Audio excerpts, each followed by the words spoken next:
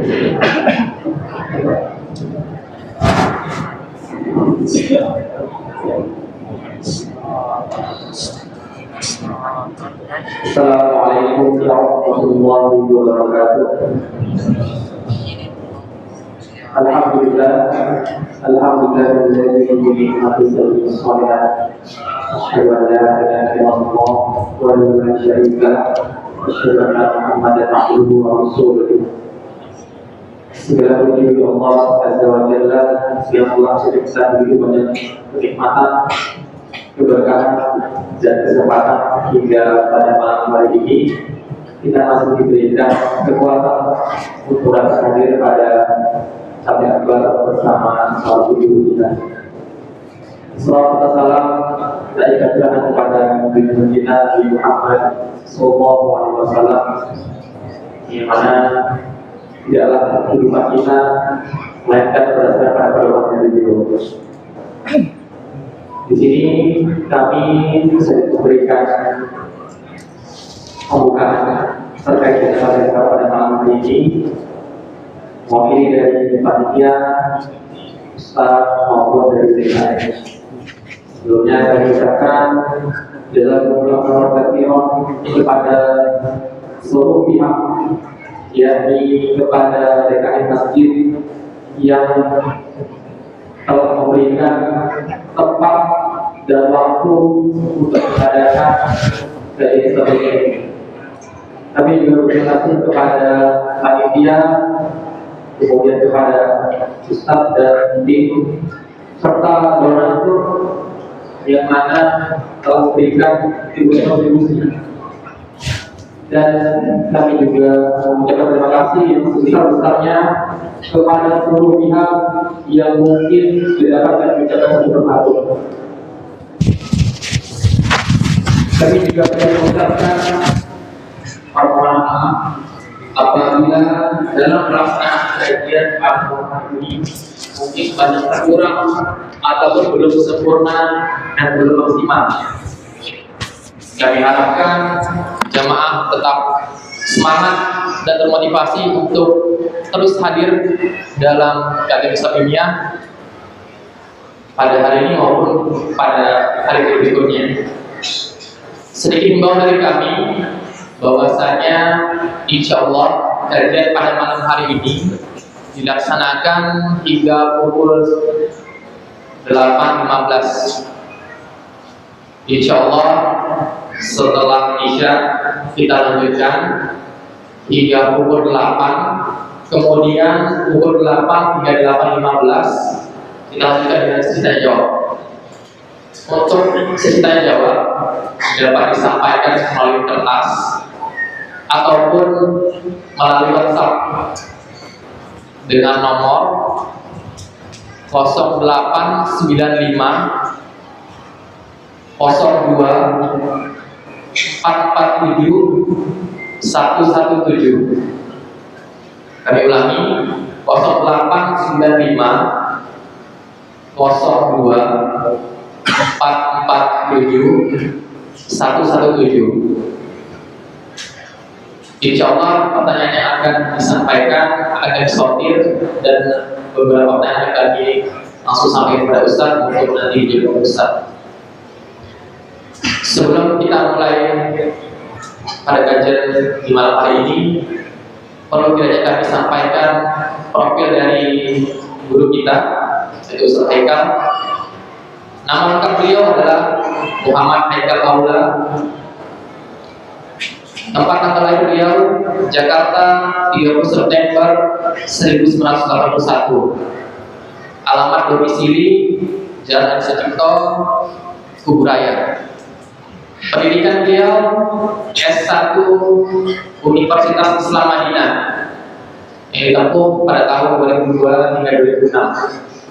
Aktivitas beliau saat ini pengasuh dan pengajar di Pondok Pesantren Hidayatul Muslimin 1 Kuburaya, kemudian dosen di Ma'had Imam Nawawi Al-Ali Kuburaya, kemudian pembina di Sekolah Islam Muhammad Al-Fatih, yaitu sekolah Islam yang mengusung konsep pendidikan berbasis fiqh.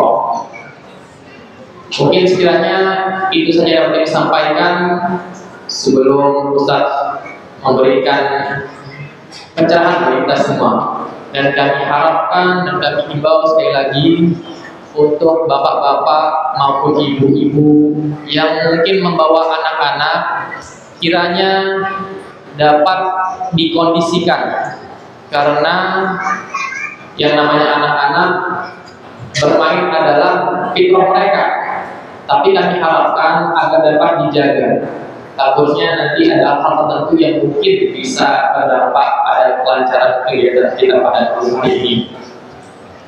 Itu saja dari kami. Mengucapkan wassalamualaikum warahmatullahi wabarakatuh. Kepada Ustaz Haikal, waktu dan tempat kami sediakan.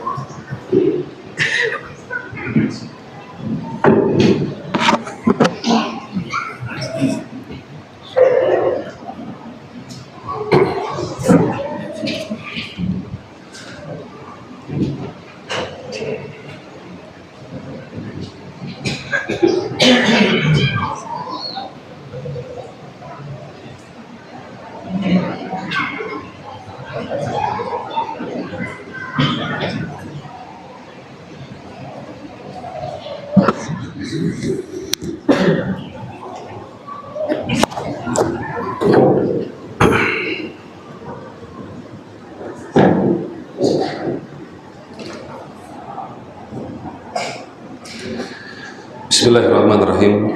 Assalamualaikum warahmatullahi wabarakatuh. Innal hamdalillah nahmaduhu wa nasta'inuhu wa nastaghfiruh wa na'udzu billahi min shururi anfusina wa sayyiati a'malina. May yahdihillahu fala mudilla lahu wa may yudlil fala hadiya lahu. Asyhadu an la ilaha illallah wahdahu la syarika lah wa asyhadu anna Muhammadan 'abduhu wa rasuluhu la nabiyya ba'dahu.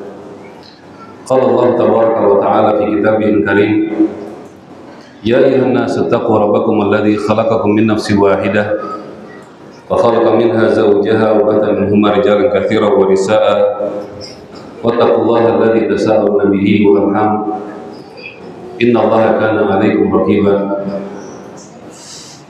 Wa qala tabaraka wa ta'ala,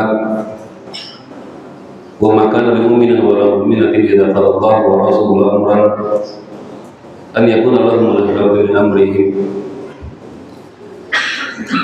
Allah Subhanahu wa ta'ala berfirman, maka tidak pantas bagi seorang mukmin laki-laki maupun perempuan jika telah datang keputusan ketetapan dari Allah dan Rasul-Nya, kemudian mereka mencari-cari itu hukum atau alternatif yang lain selain daripada perkara yang ditentukan tersebut. Ikhwani wa akhibbai rahimani wa rahimakumullah. Alhamdulillah, yang pertama mari kita panjatkan puji dan syukur kehadirat Allah Subhanahu wa ta'ala. Kita bersyukur kepada Zat yang memiliki nama-nama dan sifat-sifat yang sempurna. Dia Allah Subhanahu wa ta'ala tempat kita meminta, bermunajat. Dan sesungguhnya Allah Subhanahu wa ta'ala yang telah menciptakan langit, bumi, dan apa yang ada di antara keduanya, semata dalam rangka untuk memenuhi kebutuhan daripada hamba-hambanya, agar kita menjadi hamba Allah yang beribadah, yang mudah mendapat kemudahan untuk beribadah kepadanya. Salawat serta salam semoga senantiasa tercurah kepada Nabi kita yang mulia, Nabi Muhammad SAW, seorang laki-laki perkataan yang wajib untuk kita benarkan, yang ketika beliau memberikan sebuah kabar berita maka wajib untuk kita imani. Ketika beliau mengatakan sebuah perintah maka wajib untuk kita taati, dan apa yang beliau larang wajib untuk kita hindari. Dan tidaklah beliau wafat meninggalkan dunia ini kecuali semua kebaikan telah beliau ajarkan dan sampaikan kepada umat ini, dan tidaklah beliau wafat kecuali semua keburukan dan jalan-jalan keburukan beliau telah peringatkan agar umat ini terhindar sejauh-jauhnya daripada segala keburukan di dunia maupun di akhirat. Kaum muslimin rahimani wa rahimakumullah, pada kesempatan di malam hari ini merupakan sebuah kesempatan yang sangat berbahagia bisa berkumpul dengan saudara-saudara kami yang ada di Singkawang ini dan sekitarnya merupakan bagian daripada cara ataupun ikhtiar kita dalam rangka untuk menjadi sebuah umat, sebuah golongan yang beruntung, sebagaimana firman Allah Subhanahu wa taala, "Wal 'asri innal insana fi khusr illa alladziina aamanu wa 'amilus shalihaati wa tawassaw bil haqqi wa tawassaw bis sabr." Demi masa sesungguhnya manusia benar-benar dalam keadaan merugi, illa alladziina aamanu, kecuali orang-orang yang beriman dan beramal saleh, wa tawassaw bil haqqi wa tawassaw bis sabr, dan orang-orang yang saling menasihati di dalam kebenaran dan saling menasihati di dalam kesabaran. Dan inilah yang disampaikan ini juga ditegaskan oleh Allah Subhanahu wa taala mengenai umat yang terbaik. Yang mana ciri-ciri umat terbaik adalah yaitu mereka saling menasihati dalam kebenaran. Kuntum khairu ummatin ukhrijat lin-nas ta'muruna bil ma'ruf wa tanhauna 'anil munkar. Karena ada sebaik-baiknya umat yang keluar dari manusia. Apa indikasi bahwa ini umat terbaik? Ta'muruna bil ma'ruf. Karena ciri identitas kalian adalah mengajak kepada kebaikan. Wa tanhauna 'anil munkar, dan kalian ciri kalian adalah mencegah daripada yang munkar. Wa tu'minuna billah, dan kalian beriman kepada Allah Subhanahu wa taala. Hadirin dan hadirat rahimani wa rahimakumullah. Pada kesempatan di malam hari ini,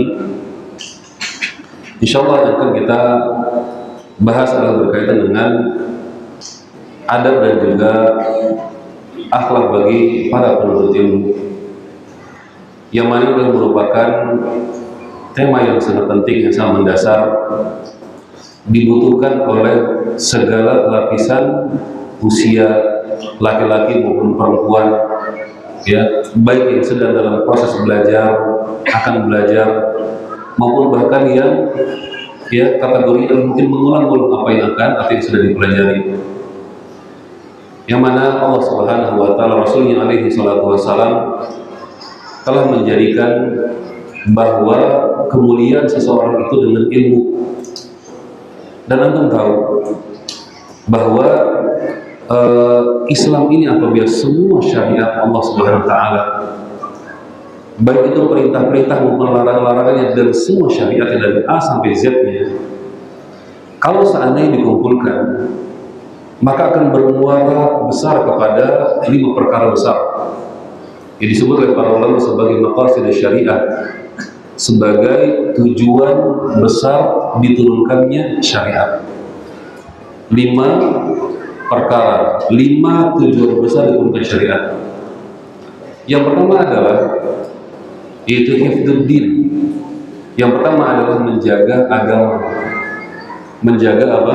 Menjaga agama. Yang kedua yaitu menjaga akal. Yang ketiga menjaga keturunan, an-nasl. Yang keempat menjaga harta, yaitu mal. Dan yang terakhir adalah yaitu menjaga darah atau nyawa manusia. Ini 5. Dan jika kita kumpulkan semua perintah, larangan, apa yang dalam Al-Quran, dalam hadis Nabi SAW, maka dia akan bermuara kepada 5 hal ini. Tapi kita ingin fokus zoom pada yang saya sampaikan yang pertama, hifdzuddin, menjaga agama. Bahwa salah satu di antara cara bagaimana agama ini bisa terjaga, yaitu bagaimana Allah Subhanahu wa taala mengatur, menganjurkan, memotivasi, dan juga Rasulnya alaihi salatu wassalam mensupport kepada sebuah umat ini agar mereka semua belajar tentang agama ini. Kenapa? Dengan adanya orang-orang yang senantiasa mempelajari agama ini akan terjaga. Antum tahu, sebagaimana riwayat disebut oleh Abdullah bin Abbas radhiyallahu anhu, beliau menceritakan bahwa dahulu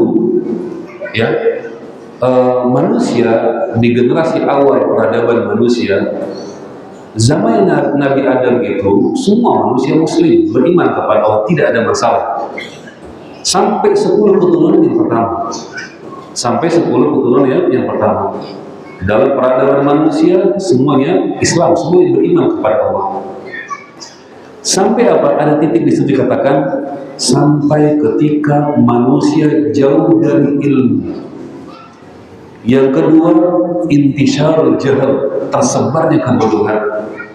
Melihat ada dua di sini penyakit, ya, yaitu apa? Dijauhinya ilmu dan tersebarnya kebodohan.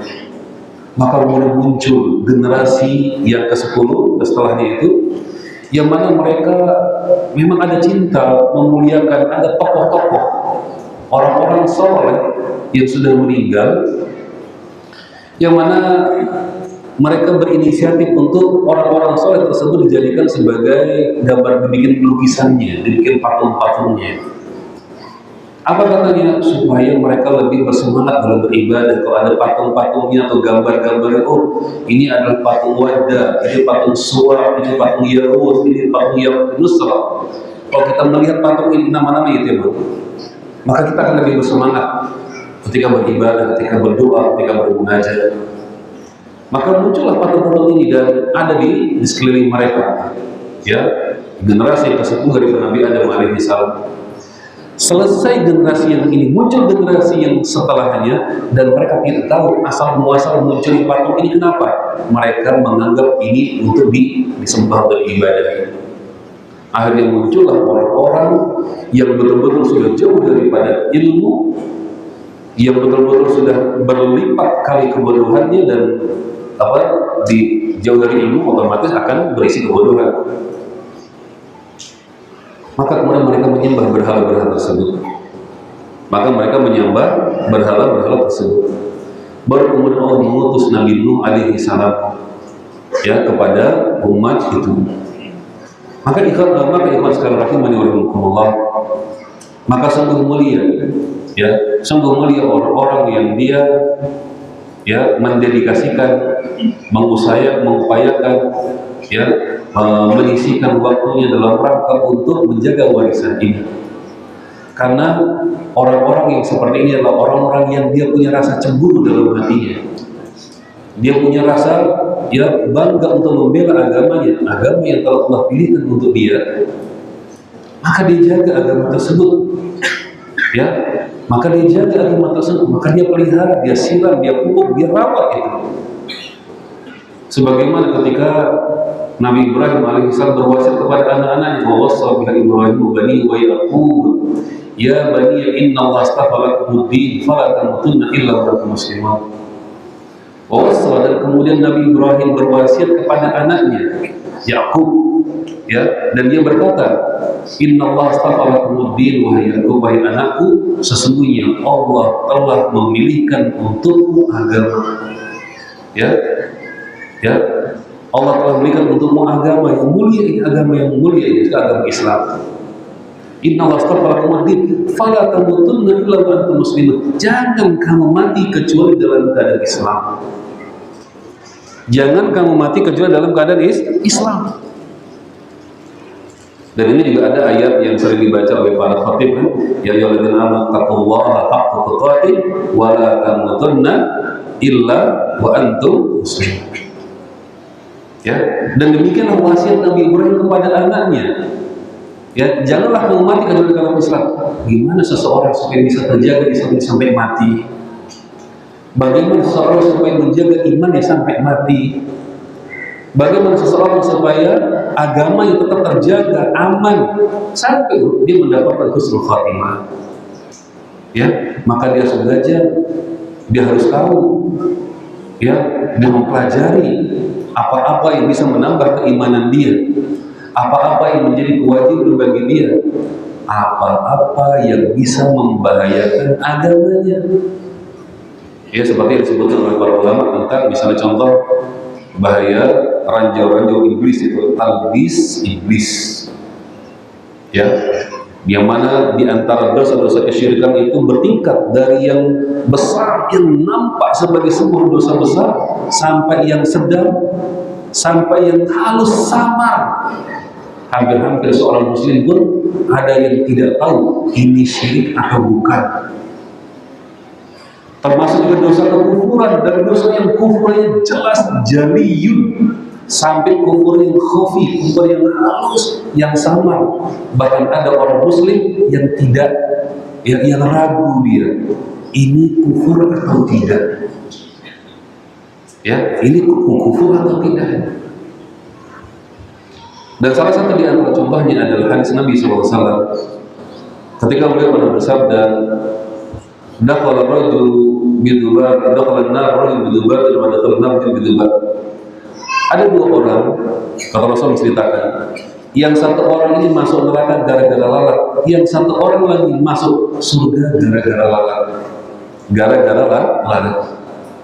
Para sahabat, ya Rasulullah, lalat bisa bikin orang satu masuk surga, yang satu masuk neraka. Iya. Dahulu ada dua orang laki-laki yang dia melakukan perjalanan safar, dan dulu belum ada hotel, penginapan. Ketika mereka dalam perjalanan jauh, maka yang tempat mereka nginap adalah kampung-kampung warga yang di perjalanan. Ketika mereka sampai di sebuah kampung, kampung itu penyembah berhala, dan mereka punya peraturan, siapa yang lewat wajib ngasih sajen sama berhalanya. Wajib ngasih sajen, kambing boleh, ayam boleh, kerbau boleh. Ya. Nah, orang yang pertama, dan dua-duanya muslim. Dua-duanya muslim. Orang yang pertama ketika dia lewat, ya, dan diminta sama penjaga kampung itu, ayo kamu kasih sajen, ya, maka dia mengatakan tidak, aku tidak mau kasih sajen. Udah gini deh, kasih sajen walaupun seekor lalat. Oh, seekor lalat?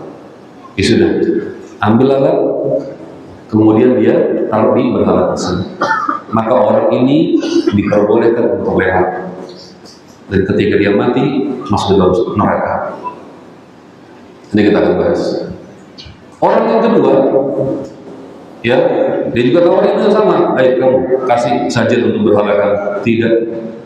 Ya sudah, dengan kawan kamu tadi, walaupun dengan seekor, walaupun dengan lalat, saya tidak akan kasih sajen. Maka orang yang penggal di tempat dan dia tidak bisa melanjutkan perjalanan, mati di situ. Dan kemudian muncullah hadis ini, ada satu orang, ada dua orang, yang satu masuk surga gara-gara lalat, dan yang satu masuk neraka gara-gara lalat. Bahkan ini dua-dua di muslim, ada yang satu yang paham, ada satu yang dia menyangka. Mungkin ya, di para ulama menyebutkan, mungkin orang yang sajen dengan lalat ini yang menyangka bahwa itu dosa yang kecil,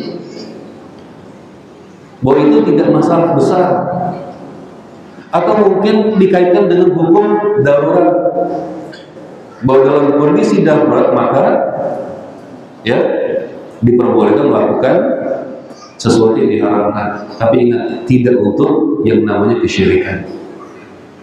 Allah Subhanahu wa ta'ala berfirman, inna salati wa nusuki wa mahyaya wa mamati lillahi rabbil alamin. Sesungguhnya salatku, sembelihanku, hidup dan matiku adalah untuk Allah Rabbul Alamin. Allah ya Rabb segala, Rabb semesta alam. Jadi yang namanya sembelihan itu, berkurban, apapun namanya, itu tidak boleh ditujukan kecuali hanya kepada Allah Subhanahu wa ta'ala. Tidak boleh. Hanya boleh ditujukan kepada Allah, tidak untuk yang lain. Tidak untuk yang lain. Dan dalam hal ini maka akan menjadi sebuah jelas apa yang telah dipesankan Rasulullah SAW. Beliau pernah mengatakan, innal halala bayyinun wa innal harama bayyinun wa bainal umur mustabihat. Semuanya perkara yang halal itu jelas, perkara yang haram itu juga sudah jelas, dan diantaranya ada perkara-perkara yang samar, perkara yang syubhat, perkara yang banyak manusia tidak tahu ini maksudnya ke halal atau haram ya, maksudnya kepada boleh atau tidak ya. Banyak manusia yang tidak tahu. Ya la ya'lamuhunna katsirun minan nas, banyak manusia yang tidak tahu. Dia menyangkanya bahwa itu benar, dia menyangkanya bahwa itu baik, padahal dia sudah masuk jurang gara-gara itu. Contohnya seperti hadis Nabi SAW ketika beliau mengatakan, ada seseorang laki-laki dia itu mengucapkan sebuah kalimat yang dia itu tidak sangka, dia tidak kira bahwa yang dia ucapkan tersebut menyebabkan dia dijebloskan ke neraka yang dalamnya lebih dari 70 tahun. Sab'ina kharifan. Dia tidak sangka yang dia ucapkan itu menyebabkan dia masuk ke dalam neraka. Dan ini banyak sekali. Sebabnya apa? Karena mereka tidak belajar, karena mereka tidak tahu ilmunya. Di antara contohnya adalah kisah dua orang laki-laki dari zaman dahulu sebelum zaman Nabi Muhammad SAW, sebelum masuk Islam. Satu ini orangnya ahli maksiat, disuruh sholat nggak mau, suruh ibadah nggak mau. Yang satu ini orangnya ahli ibadah. Setiap hari ahli ibadah ngajakin dia, ayo sholat, ayo ibadah, nggak mau. Sampai pada akhirnya yang ahli ibadah ini terjatuh sebuah kalimat, maka kamu adalah penghuni neraka. Kenapa? Dia diajak sholat nggak mau, dia diajak beribadah nggak mau, masuk neraka. Ucapan, dia tidak membunuh, dia tidak sedang menyembah berhala, dia tidak sedang menyembelih sapi untuk berhala, tidak. Dia tidak sedang menghina Rasulullah, tidak. Dia mengucapkan kalimat, kamu masuk neraka. Ketika keduanya mati, kemudian Allah memanggil kepada keduanya. Si ahli ibadah tanya, apa yang kamu lakukan? Kenapa kamu mengatakan demikian? Kamu telah mendahului ketetapan dari Allah Subhanahu wa Ta'ala, dan justru Allah menjadikan ahli ibadah ini justru dia masuk ke dalam neraka. Apa sebabnya? Dia mengucapkan kalimat yang dia tidak sadar dampaknya menyebabkan dia kemudian malah masuk ke dalam. Dan ini banyak sekali seperti ini. Kalau disebutkan satu-satu, luar biasa banyaknya. Luar biasa banyaknya. Di sini tim sepak bola Singkawang apa? Persikau. Persiwa. Contoh, ini ada Piala Dunia yang di final itu Persiwa sama Brazil. Bisa nggak gitu? Bisa lah ya, anggap aja bisa lah. Udah sampai final ini, tandingnya di Kutub Utara, ketemu antara Persiwa sama Brazil. Pas sudah sampai menit terakhir, ternyata Persiwa menang. Persatuan Bola Singkawang menang, Brazil kalah. Para penonton bilangnya apa? Dewi Fortuna tidak bersama dengan Brazil. Siapa itu Dewi Fortuna itu? Yang saya tahu itu minyak goreng. Siapa itu?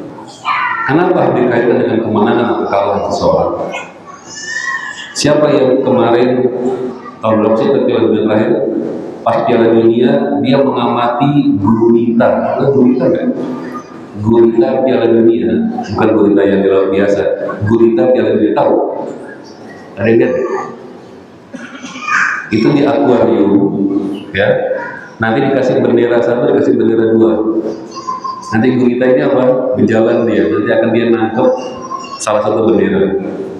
Akhirnya para penjudi ngomong, ini yang akan menang, dijadikan sebagai taruhan. Dan sebagai tebak-tebakan siapa yang akan menjadi pemenang. Terserah cara-cara mereka. Tapi yang ingin saya sampaikan adalah bahwa hal-hal yang seperti ini banyak sekeliling kita. Ucapan-ucapan, perkataan-perkataan, sikap-sikap yang kadang dilakukan oleh seseorang dan dia tidak sadar bahwa itu bisa menjerumuskan dia ke dalam murkanya Allah Subhanahu wa Ta'ala.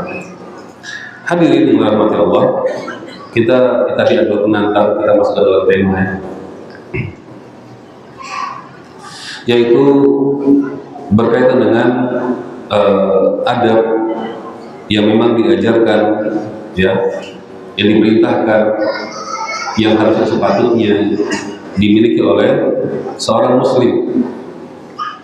Ketika Allah Subhanahu wa Ta'ala telah memilih kita untuk mendapatkan nikmat ilmu yang benar, ilmu yang baik ini, ya, ilmu yang baik ini ilmu yang bermanfaat. Sebagaimana doa yang diajarkan Rasulullah, Allahumma inni as'aluka ilman nafi'an. Ya Allah, kepada Engkau ilmu yang bermanfaat. Yang mana menunjukkan bahwa ada ilmu yang tidak bermanfaat. Ya, dan ternyata Allah pilih kita untuk mendapatkan ilmu yang bermanfaat. Maka barang siapa yang sudah mendapatkan kemuliaan ini, ya, maka hendaklah dia berupaya untuk menjaganya, ya, berupaya untuk memelihara dan juga untuk merawatnya. Dan disitulah nanti ada pedoman dan tuntunan dari para ulama-ulama kita. Bagaimana cara kita untuk merawat ilmu yang sudah Allah karuniakan kepada kita tersebut. Maka di sini kami akan sampaikan beberapa di antaranya, ya, bahwa bagaimana sikap, bagaimana adab, ya, yang mana itu akan menjadi hiasan, akan menjadi permata bagi orang yang menuntut ilmu. Karena ilmu saja tanpa dihiasi dengan adab yang benar yang baik, maka dia akan menjadi sesuatu yang diremehkan oleh manusia. Lihat bagaimana Nabi alaihi salatu wasallam bersabda, "Inna rifqa la yakunu fi syai'in la zana wa la yuzau syai'in la syana." Tidaklah kelemah lembutan itu ada pada sesuatu kecuali menghiasinya, dan tidaklah kasar, keras, ya, bengis itu ada pada sesuatu kecuali menghina dan meremehkan manusia. Jadi ketika ada orang menyampaikan kebenaran dengan cara yang bengis, dengan cara yang kasar, orang akan menganggap remeh, orang akan sepele, tidak menghormatinya. Tapi lihat ketika ilmu, ketika sesuatu, bahkan kebatilan ketika disampaikan dengan cara yang lemah lembut, orang akan respect. Orang akan lebih, ya, lebih bisa menerima, paling tidak dia bersimpati. Kenapa? Caranya menyampaikannya dengan cara yang baik. Oleh karena itu adab ini, kadang sering kita lihat, ya, pernyataan adab itu sebelum ilmu. Adab itu sebelum apa? Sebelum ilmu.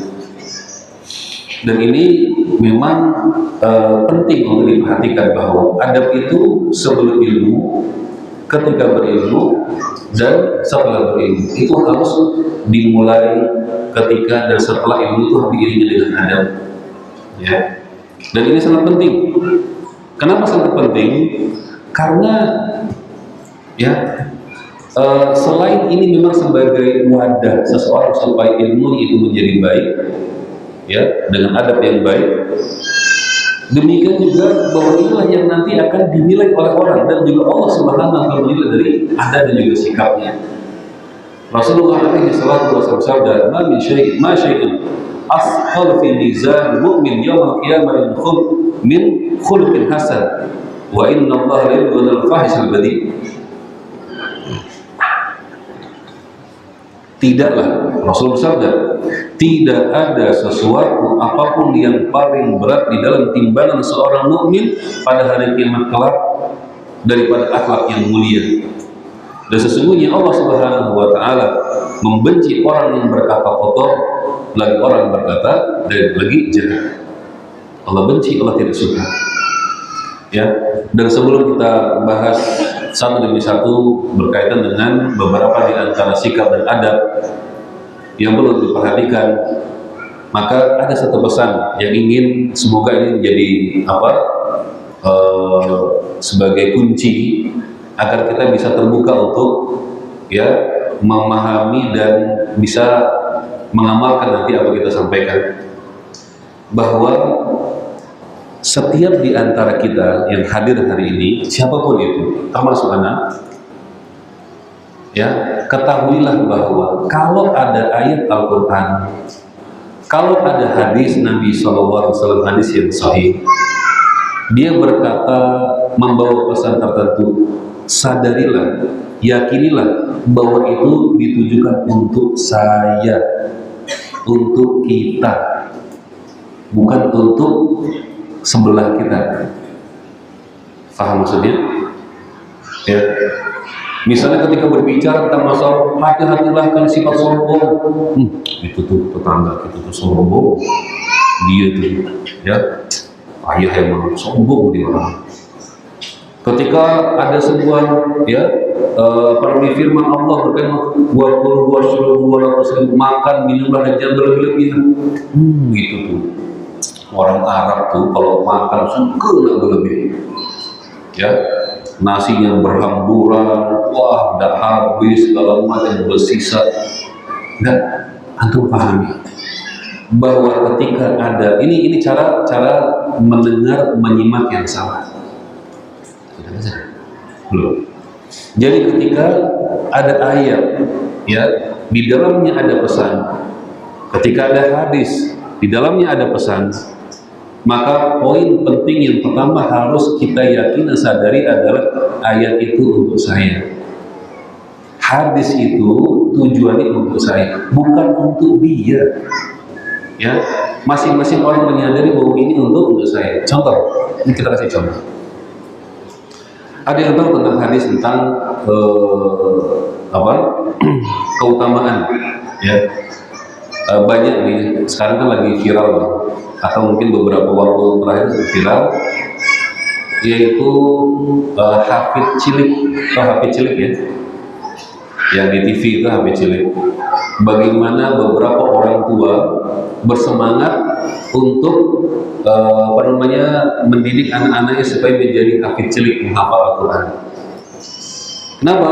Karena merasa bahwa nanti ini akan menjadi sebuah amal yang luar biasa di sisi Allah. Maka ketahuilah, ya jamaah yang dirahmati Allah, ketika ada riwayat atau hadis yang maka barang siapa yang dia menghafal Al-Quran, barang siapa yang dia menghafal Al-Quran, maka nanti pada hari kiamat dia akan memasangkan mahkota dari cahaya untuk siapa? Untuk orang tuanya. Ya. Nah, coba kalau kita cermati seolah-olah ini, ya saya ketika membimbing anak hafal Quran ini seolah nanti saya akan mendapat mahkota. Fahamilah bahwa sebelum itu terjadi, bahwa sebelum itu mungkin akan semoga itu terjadi, fahamilah bahwa kita juga adalah anak dari orang tua kita, ya enggak? Kita ini yang sudah tua-tua, yang sudah uban, yang rambutnya yang sudah berumur lah, kita ini adalah anak orang tua kita. Kenapa kita hanya gunakan hadis itu untuk anak-anak kita kepada kita? Kenapa nggak ditujukan hadis itu untuk saya kepada orang tua saya?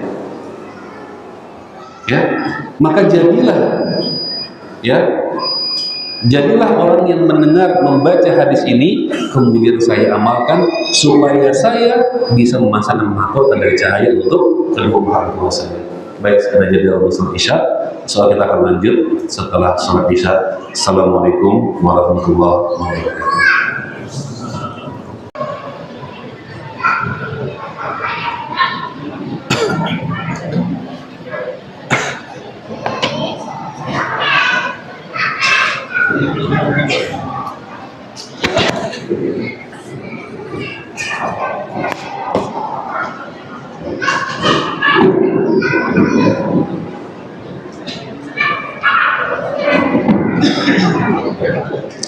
Cek satu.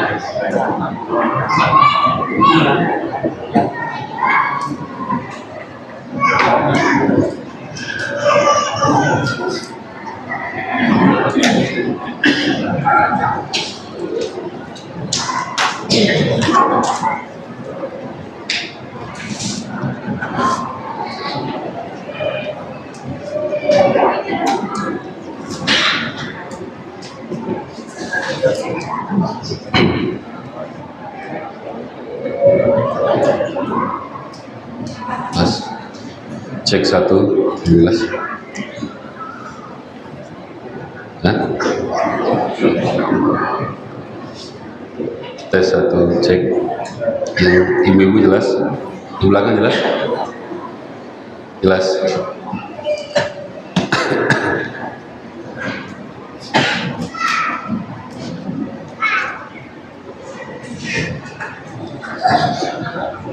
Bismillahirrahmanirrahim. Assalamualaikum warahmatullahi wabarakatuh. Alhamdulillah, salatu wassalamu ala rasulillah wa ala alihi wa sahbihi wa mawalah wa ba'd. Ikhwan dan akhwat sekalian rahimani wa rahimakumullah. Melanjutkan pembahasan kita berkaitan dengan tema adab dan akhlak seorang penuntut ilmu. Maka ya, melanjutkan sedikit dari apa yang kita sampaikan di sesi yang pertama tadi. Rasulullah alaihi salatu wassalam beliau pernah bersabda, "Idza mata ibnu Adam inqata 'amalu illa min salasin." Ketika seorang anak Adam sudah meninggal, maka akan putus seluruh amal yang bisa dia lakukan. Ya, yang bisa dilakukan itu putus. Tidak lagi dia bisa sholat, nggak bisa lagi dia puasa, nggak bisa dia haji, nggak bisa lagi sedekah. Putus semua amal yang bisa dia kerjakan illa min salasin, kecuali 3. Yang pertama adalah sedekah jariyah, sedekah jariyah. Yang kedua, ilmu yuntafa'u bihi, ilmu yang bermanfaat. Dan yang ketiga adalah doa anak soleh yang mendoakan kedua orang tuanya. Perhatikan poin yang ketiga, doa anak yang soleh. Ya, maka banyak ataupun mungkin kita mengira atau mungkin sepintas bahwa kita merasakan bahwa ini, kita berharap bahwa anak-anak kita nanti akan mendoakan kita. Kita berharap bahwa nanti mereka yang menjadi anak-anak yang soleh, yang ketika kita sudah meninggal ini akan menjadi amal bagi kita, yaitu dengan doa-doa mereka untuk kita. Maka jamaah yang dirahmati Allah, perhatikanlah bahwa sebelum itu yang akan menjadi harapan kita, maka harusnya itu hadis tujuan kepada diri kita dahulu. Jadilah kita menjadi anak yang soleh mendoakan untuk orang tua kita. Jadilah kita menjadi amal jariah bagi kedua orang tua kita. Apa itu? Doakan orang tua kita yang sudah meninggal. Setiap hari doakan. Ya, jangan luputkan, jangan lewatkan dari doa-doa terbaik kita untuk kedua orang tua. Sebagai bentuk apa? Sebagai bentuk bahwa kalau kita mendapatkan hadis, bahkan walaupun skenario pesannya itu seolah untuk anak, untuk yang siapa dan sebagainya, anggaplah, jadikanlah bahwa kita itu sebagai bagian daripada atau yang mendapat pesan itu seperti itu. Jadikanlah kita menjadi orang yang pertama yang mengamalkan dan menunaikannya. Ya, dan ini bagian daripada sikap, bagian daripada adab, bagian daripada perhiasan bagi orang yang menuntut ilmu. Sehingga jangan sampai kita berharap sama orang lain sedangkan kita sendiri tidak memulainya. Allah Subhanahu wa ta'ala berfirman dalam surah Ar-Ra'd, "Innallaha la yughayyiru ma biqaumin hatta yughayyiru ma bi anfusihim." Sungguhnya Allah tidak akan mengubahkan suatu kaum sampai dia memulai dengan dirinya sendiri dahulu. Ya, kita mulai dengan diri kita sendiri dahulu, baru kemudian kita berharap untuk orang lain.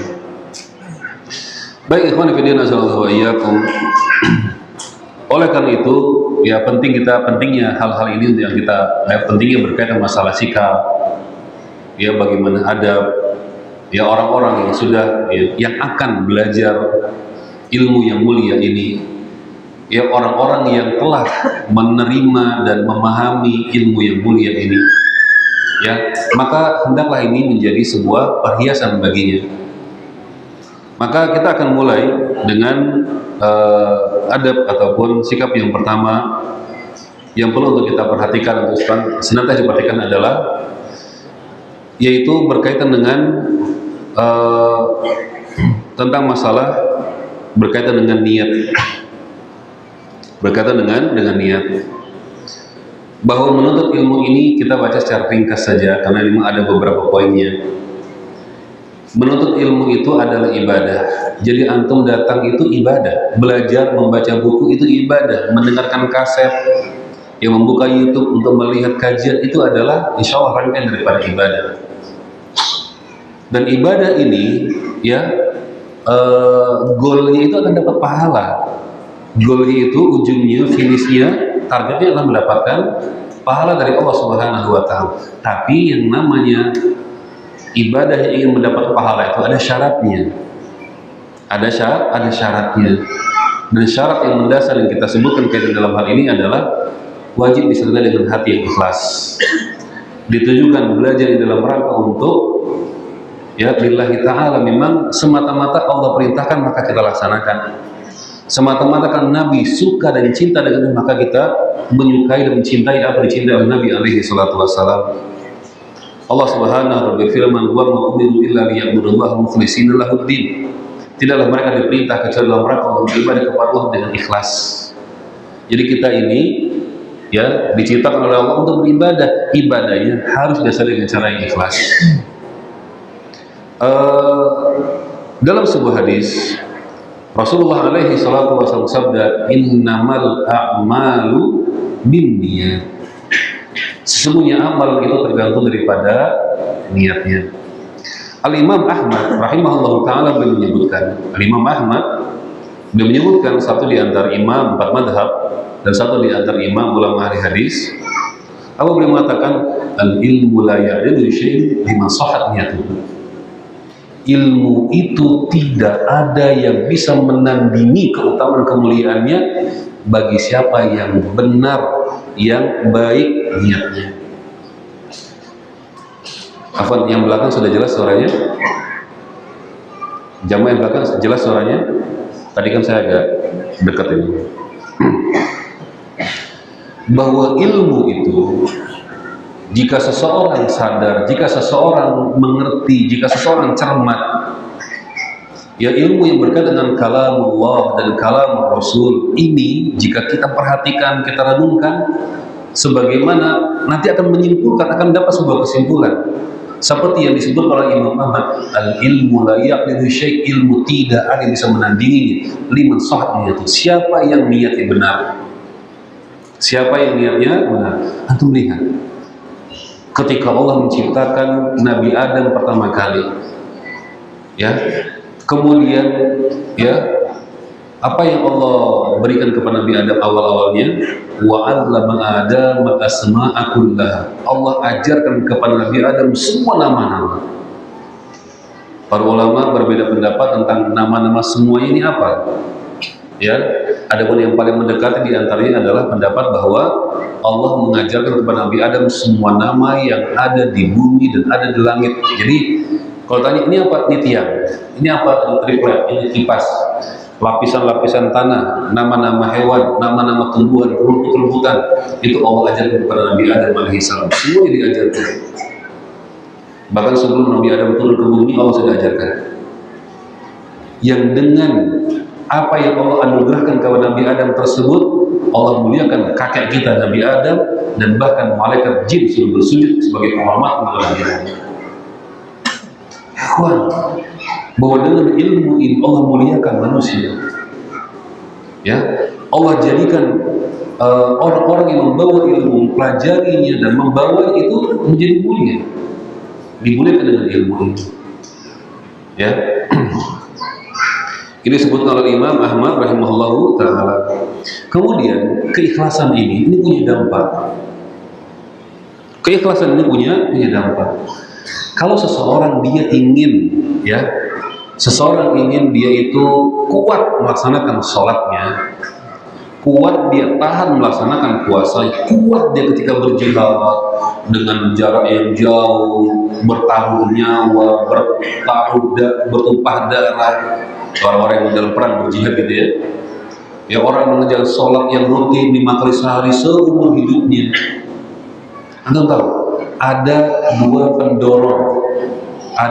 pendorong yang nanti akan bisa menjadikan ibadah itu bisa terlaksana dengan baik. Pendorongnya,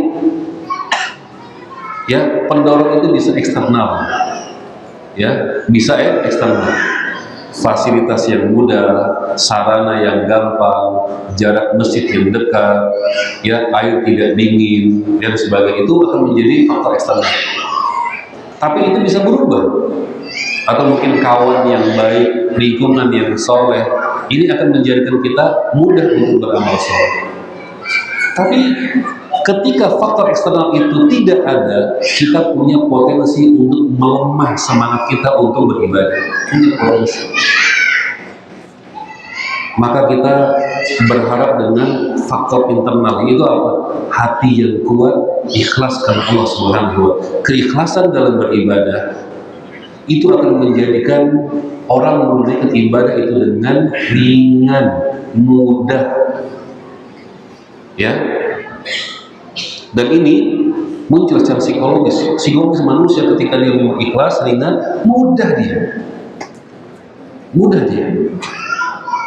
Saya ada seorang anak SD, ya, dia kelas 5, kelas 6. Itu kalau teman-temannya main gedebak sana, gedebung sana, main punya, ya biasa lari kecil, lari-lari sana kemari, dia itu megang sapu. Lan santai, orang lewat-lewat suruh dinyapu ruangan sebesar di kelasnya, halaman, teras, disapu sama dia, tenang, santai dia. Ini seperti tidak ada badai, tidak ada angin topan, nyapu saja dia, santai. Dia merasa nyaman dengan apa yang dia kerjakan. Ya, dia merasa nyaman dengan apa yang dia sedang lakukan. Ya, antum lihat orang-orang yang lagi main layangan itu sampai azan maghrib itu ikhlas betul dia. Ya, mau ada azan maghrib, mau ada apa, ikhlas pokoknya main layangan terus. Begitulah orang yang ikhlas. Padahal main layangan itu berat, ya, artinya dia harus berpanas-panasan, dia harus bikin gelas, dia bikin belanja, dia macam-macam gitu kan. Itu berat sebenarnya, tapi menjadi ringan bagi orang yang ikhlas. Kenapa? Dia suka, dia menikmati itu. Ya, makanya Rasulullah alaihi salatu wassalam ketika beliau melaksanakan ibadah salat malam itu sampai bengkak kakinya, maka ini beliau menikmatinya. Afalakun abda syakur, tidakkah boleh aku menjadi seorang hamba yang bersyukur, kata Rasulullah SAW. Kemudian dalam masalah keikhlasan ini, ya, ini ada di dalam hati, dalam hati. Dan yang jadi masalah adalah kalau seandainya hati itu baik, hatinya itu lurus, hatinya itu terjaga, maka ini akan membuahkan apa?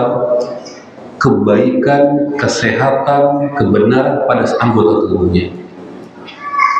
Ya, seperti hadis yang sering kita dengar bahwa di dalam badan manusia itu ada segumpal daging yang jika baik akan baik seluruh anggota tubuh. Ala wahil qalbu, dia adalah hati. Tapi kalau dia sakit juga, rusak juga semua anggota tubuhnya. Dan yang jadi masalah, ini jadi masalah, ini bahayanya ini apa? Yang jadi masalahnya, hati kalau sakit itu tidak terdeteksi. Berbeda kalau seandainya teman kita kok ada pakai kapas di mata, sakit mata. Itu kok ada yang pakai tongkat, sakit kakinya. Kok itu ada yang pakai kursi roda, dia lagi kurang sehat. Kok ada yang pakai selimut menggigil, dia lagi demam. Kelihatan sakitnya. Dan beberapa hari kemudian dia sudah berolahraga, dia sudah sembuh, dia atau tidak? Kalau orang yang sakit hatinya, kelihatan nggak dia sakit? Kelihatan, dia lagi kelihatan, hatinya lagi sombong, kelihatan nggak? Kelihatan, hatinya lagi hasad, kelihatan atau tidak? Kelihatan, dia lagi riya, lagi sum'ah, kelihatan atau tidak? Tidak kelihatan. Bahkan si yang punya hati, yang punya badan pun bisa jadi dia tidak rasa, dia tidak sadar hatinya sedang sakit. Dan hati yang sakit ini rusaknya besar, dampaknya berat, karena dia pemimpin, dia raja. Bukankah yang menjadikan Fir'aun itu menjadi durhaka karena hatinya yang sombong? Dia mengatakan, ana rabbukumul a'la, akulah Tuhanmu yang paling tinggi. Bukankah iblis dilaknat oleh Allah Subhanahu wa taala karena dengkinya kepada Nabi Adam, ana khairun minhu, aku lebih baik daripada Adam. Khalaqtahu min tin wa khalaqtani min nar. Khalaqtani min nur. Engkau ciptakan aku, wahai Allah, dari api, dan engkau ciptakan Adam dari tanah. Maka ana khairun minhu, aku lebih baik dari dia. Itu di mana penyakitnya? Di hati. Yang itulah yang menjadikan dia hancur, binasa, habis, dikutuk seumur, sampai hari kiamat. Dikutuk dilaknat sampai hari kiamat. Itu yang menjadi penyebabnya adalah masalah dan dampaknya. Contoh, orang yang belajar agama, orang yang memiliki ilmu tetapi hatinya sakit,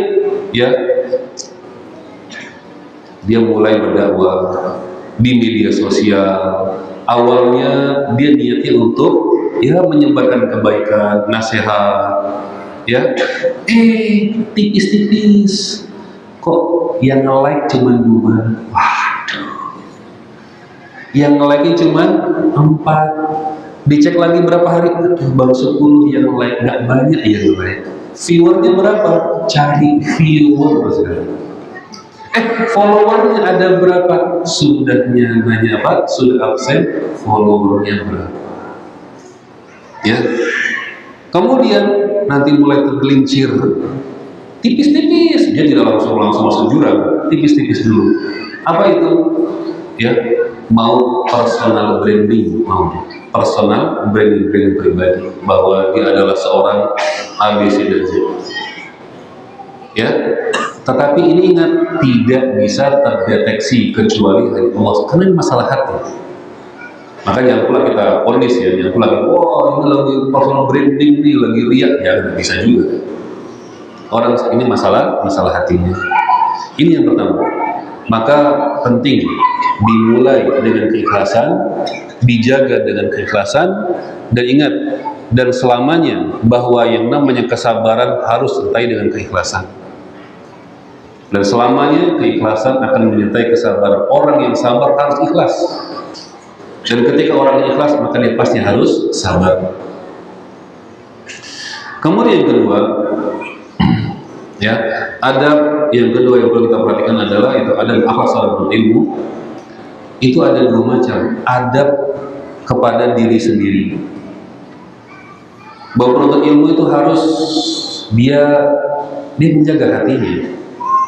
Dan ini berlaku untuk kita semua, berlaku untuk kita semua.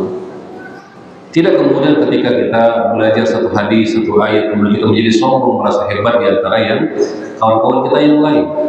Kalian sesat semua, masuk neraka. Karena apa? Dia sudah hafal satu hadis, innamal a'malu binniyat. Demikian juga kita jaga diri kita, jangan sampai terpapar dengan ujub, dengan dengki, kemudian kita terlibat di dalam diskusi atau mendebat-debat yang tidak bermanfaat, yang merasa paling benar ketika akan berdebat dan sebagainya. Maka hal yang seperti ini akan bisa merusak, akan bisa merusak, yaitu lurus istiqomah di dalam ilmu agama tersebut. Al-Imam Ibnu Qayyim rahimahullah taala mengatakan, dan ini sebenarnya ada sebuah riwayat juga dari Al-Imam Syafi'i ketika beliau pernah menyebutkan dalam sebuah syairnya, syakautu ila waqi'i suhibdi fa arsyadani ila tarkil ma'asi. Al-Imam Syafi'i rahimahullah mengatakan, aku pernah mengadu kepada guruku disebabkan karena buruknya hafalanku, aku susah benar menghafal, susah menghafal. Maka aku mengadu. Jadi Imam Syafi'i satu ketika beliau berjalan di pasar dan tidak sengaja ada tersingkap betis ataupun kaki dari seorang wanita di pasar di jalan, tidak sengaja. Dan itu hanya bagian bawahnya saja, bagian kaki bagian bawah. Kemudian setelah itu beliau merasa susah menghafal. Itu ada sebabnya, katanya itu ada riwayat seperti itu. Kemudian beliau mengadu kepada gurunya, itu namanya Waki'. Aku mengadu kepada guruku namanya Waki', betapa buruknya hafalanku. Hafalan Imam Syafi'i itu, beliau kalau membaca buku sekali baca hafal. Ini untuk menghafal buku ini harus beberapa kali baca baru kemudian bisa hafal. Level siapa tuh? Level kita lah ya. Ya, kita mau 30 kali baca barulah agak-agak hafal itu. Besok hilang lagi. Ya, Imam Syafi'i sekali baca itu dihafal. Maka beliau ngadu kepada gurunya. Apa kata gurunya? Waki' mengatakan, "Farsyadani ila tarkil ma'asi." Beliau berpesan kepadaku untuk meninggalkan maksiat. Fainal ilma nur, karena sesungguhnya ilmu itulah cahaya, dan cahaya Allah tidak akan Allah berikan kepada orang yang melakukan maksiat. Cahaya Allah tidak akan Allah berikan kepada yang melakukan maksiat. Oleh karena itu, ini adalah merupakan ya pelengkap ya agar hati kita itu bersih dari hal-hal penyakit-penyakit tadi, jaga keikhlasannya, jaga sifat-sifat buruknya, dan hindari perbuatan maksiat. Berikutnya ya, dan kita lihat dahulu para ulama-ulama Ahlussunnah, ya imam yang madhab, para imam ahli hadis, mereka tuh banyak perbedaan satu dengan yang lainnya, tapi mereka saling menghormati. Mereka tidak mencela, ya. Mereka menghormati pendapat ijtihad daripada para ulama yang lain, ya. Dan mereka mengutamakan adab, ya, berkaitan dengan masalah dalam keilmuannya. Kemudian adab yang kedua, ya, dalam tolong ilmu adalah adab kepada guru. Adab kepada siapa? Kepada guru. Tadi adab kepada diri sendiri, hendak dia membersihkan hatinya. Yang kedua adab kepada gurunya. Ya, Al-Imam Muhammad bin Sirin rahimahullah taala mengatakan, ya, menceritakan tentang orang-orang terdahulu, mereka mempelajari adab sebelum mempelajari ilmu. Mereka mempelajari adab sebelum mempelajari ilmu. Jadi memang ya adab dulu baru kemudian ilmu. Ajarkan, ya, termasuk misalnya kayak anak-anak kita seperti ini, ya, mereka dalam bermainnya, berlari-larinya, ketika mereka ya bersenda gurau dengan teman dan sebagainya, itu adalah salah satu di antara memang demikianlah anak-anak dunia mereka bermain. Nah, ada peran di situ orang tua, ada peran ayah dan ibunya. Misalnya sebelum berangkat ke masjid, nah nanti di masjid jangan lari-lari ya, nanti tenang ya, nanti waktu sholat ikut sholat ya. Ya, kalau seandainya setiap hari kita akan ke masjid, kita pesankan kepada anak kita, walaupun nanti di masjid lari-lari ya, memang anak-anak bakal ada. Tapi insya Allah kalau 1000 kali untuk sampaikan, kira-kira berkesan nggak bagi anak kita? Insya Allah berkesan, 1000 kali, masa nggak kesan? Emangnya batu, ya kan? Insya Allah. Rasulullah SAW ya berpesan kepada kita untuk mengajarkan anak sholat itu berapa? Sampai boleh dipukul 3 tahun. Mulu Allah bersolat wa menang di sini ajarkan, perintahkan anak kalian sholat ketika berumur 7 tahun. 7 tahun, ajarkan mereka. Karena 7 tahun anak sudah tamyiz, dia bisa membedakan mana yang baik, mana yang buruk. Ya, wadribuhum abna wasyrisin, dan pukul dia kalau sudah berumur 10 tahun. Kalau dia tinggalkan sholat boleh dipukul. Wa farriqu fil madaji, dan pisahkan tempat tidurnya. Sudah berumur 10 tahun, kurang lebih kelas 4 SD. Atau lihat dari 7 tahun itu diajak anak untuk sholat sampai 10 tahun, berapa kurang lebih 3 tahun. Ya, 1 tahun kalau 360 dikali 3 berapa? 1000 berapa? Anggaplah 1000 hari. Anggap 1000 hari. Kita bulatkan saja ke bawah. 1000 hari itu, 1 hari ada berapa sholat? 5 waktu sholat. Berarti orang tua, ayah dan ibunya kerjasama ini. Dia punya anak, ya, dari umur 7 tahun sampai 10 tahun, berapa? 5000 kali ngajak dan ya mengajari anaknya untuk 5000 kali tak menerima. Salah sanggup kan? Kan sudah ditunaikan kan? Karena anaknya sudah SMA sekarang. 5000 kali dari 7 tahun sampai 10 tahun, 5000 kali tanpa ancaman, tanpa dimarahi, tanpa dihukum. Karena baru boleh dihukum ketika dia berumur 10 tahun. Lihat, ada di sana ada proses. Di sana ada apa namanya? Ada memperhatikan bahwa anak itu yang penting diajari dulu, dikenalkan. Ya. Dikenalkan ini yang baik dan ini yang buruk. Bukan dikatakan, oh anak jangan diajar, jangan dilarang-larang, anak jangan salah. Ajarkan, kenalkan mereka. Ini yang baik nah, ini yang buruk nah, itu nggak boleh, ini boleh nah. Ya kalau saya makan cari yang ada SNI-nya, kayak gitulah biasanya kan. Pokoknya itu marat-marat itu cari yang ada SNI-nya, jangan yang ada halal mu'iyah misalnya seperti itu. Dan seterusnya. Ya. Jadi ajarkan kepada anak kita tentang adab. Saya mungkin kalau teman-teman ada yang pernah ke Masjid Nabawi, itu ada tulisan di halaman Masjid Nabawi itu, ya, ajarkanlah anak-anak kita untuk yaitu menghormati Masjid Nabawi. Ajarkan anak-anak kita untuk menghormati masjid. Kurang lebih seperti itu misalnya. Allah, agak lupa saya. Ya, ajarkan mereka untuk mereka memuliakan masjid. Ya. Dan itu kapan? Sebelum kita mengajak anak kita ke masjid. Nah, nanti kita mau ke masjid, nanti di sana ya kita sholat ya, duduk gini-gini. Nanti ketika di masjid, ya mungkin dia ingatnya 5 menit, setelah itu setengah jamnya main. Tapi besok lagi ingatnya 6 menit, sebelumnya main. Terus sampai berapa? Ya 5.000 kali lah. Berapa? Ya 5.000 kali misalnya seperti itu. Insya Allah nanti anak kita akan menjadi anak yang baik. Berikan kesan bahwa masjid itu indah, masjid itu ramah, masjid itu tempat yang nyaman bagi anak-anak. Ya, dengan apa? Jangan kita pasang muka masam sama anak kita ya. Baik, waktu habis ini. Baik, ya ajarkan adab kepada bagaimana kita beradab. Ya, Al-Imam Ibnu Sirin mengatakan mereka mempelajari adab sebelum mempelajari ilmu. Sehingga nanti ketika mereka sudah tahu mana yang baik, mana yang buruk, hanya dengan dialog-dialog seperti itu, walaupun mereka mungkin belum tamyiz, mungkin mereka belum memahami apa sih esensi daripada yang diajar oleh gurunya ini. Nanti ketika mereka sudah bisa membaca sendiri, mereka sudah memahami sendiri, maka mereka akan bertambah keilmuannya, bertambah dengan wawasannya. Ya.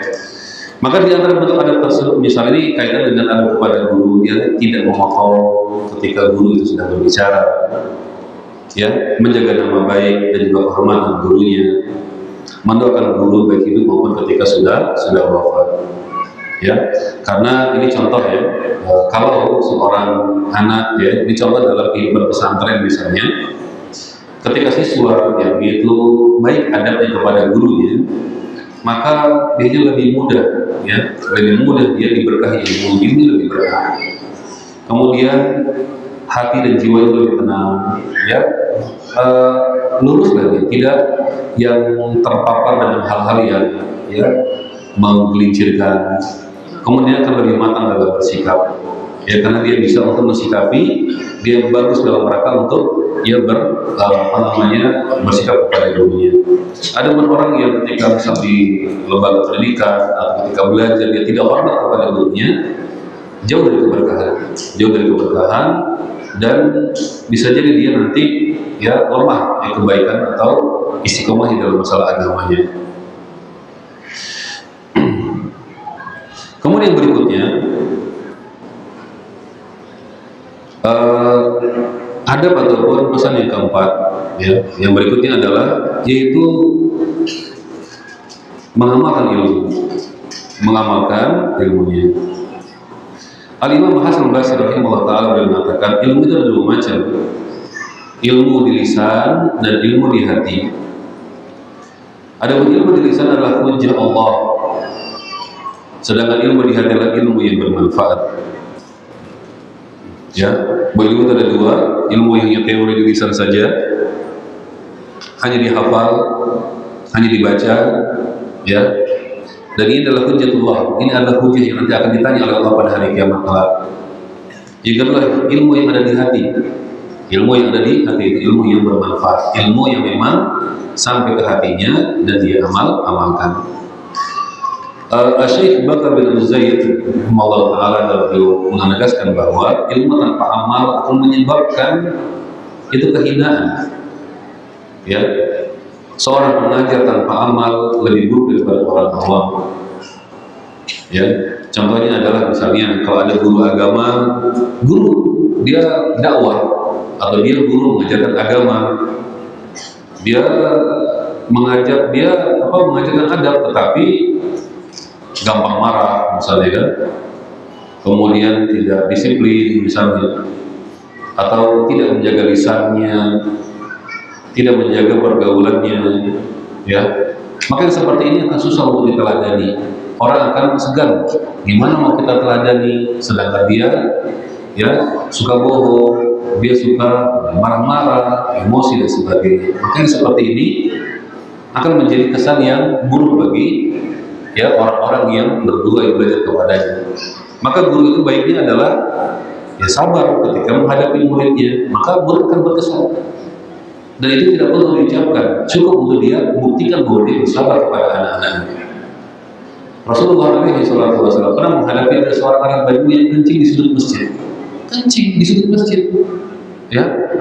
Kemudian para sahabat, kencing di masjid, langsung geruduk dikeroyok Arab Badui tadi.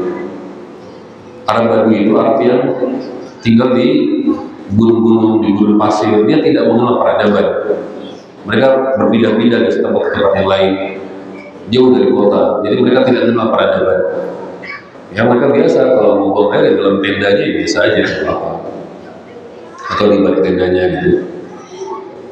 Nah itu kemudian kata Rasul, jangan biarkan dia tuntaskan kencingnya, ya, dan ambilkan satu ember air, siramkan ke tempat dia dikencing tadi. Terus apa? Kemudian dipanggil, wahai fulan, wahai sesungguhnya masjid ini, tempat ini tidaklah layak untuk ya sesuatu yang sifatnya najis atau berkotoran seperti itu. Tetapi masjid ini adalah tempat untuk membaca Al-Quran, untuk sholat, untuk tilawah Al-Quran, dan untuk berzikir. Maka kemudian dapat dihadapi dengan kelembutan, dihadapi dengan kesabaran. Maka berkesan Arab Badui ini.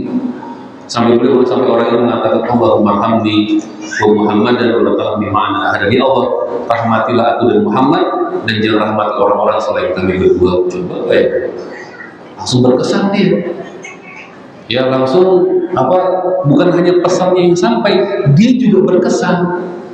Apa kesannya? Bahwa dia mendapatkan bahwa Nabi ini orangnya sangat luar biasa sabarnya, luar biasa sabarnya. Baik, berikut yang adab yang kelima,